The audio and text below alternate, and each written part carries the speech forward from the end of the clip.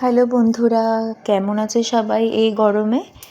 আমরা কিন্তু একটু ভালো নেই, এত গরম পড়েছে না কি বলবো। ঘরে আছি তাতেই কাহিল হয়ে যাচ্ছে। এবার দেখো, সত্যি বলতে সবসময় তো এসিতে থাকা সম্ভব হয়ে ওঠে না, তো খুবই বাজে অবস্থা।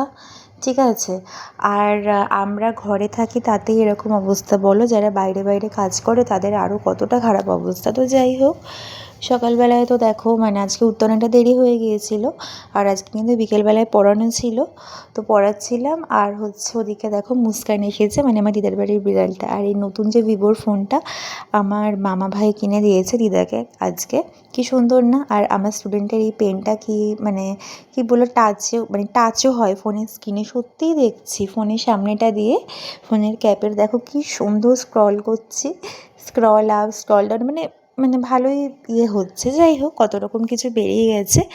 আর ওদিকে তো ডোডো তার সাইকেল নিয়ে খেলা করছে, আর বাবা দেখো আমি আসবো জন্য কত ফল এনেছে। আমাদের বাড়িতে তো ফলটা অনেকটাই বেশি খাওয়া হয়। যাই হোক, আর এই গরমে তো ভালোই খাওয়া, মাছ মাংসর থেকে ফল খাওয়া, দই খাওয়া, ঠান্ডা ঠান্ডা জিনিস আর কি। আর ওদিকে দেখো নিতাকে কিন্তু আজকে স্নান করে দিয়েছিলাম শ্যাম্পু দিয়ে, এক তো কি বলবো, দুধের মতন ধপধপ করছে। আর ওদিকে দেখো সন্ধেবেলায় মা চা করে দিয়েছিল। আজকে কিন্তু মামি, দিদা, মাসি, দাদু সবাই এসেছিল।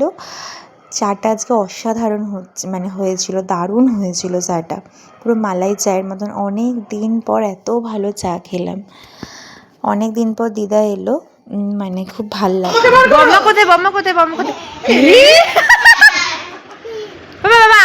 আবার করো উমা, একটু পরিয়ে দিবি মানি? পরিয়ে দাও পায়েলকে পরিয়ে দাও আমাকে নিজেই আমাকে পরিয়ে দে একটু। সোনার মানিক সোনার মানিক কই আমাদের? আর না বাবা, আর না।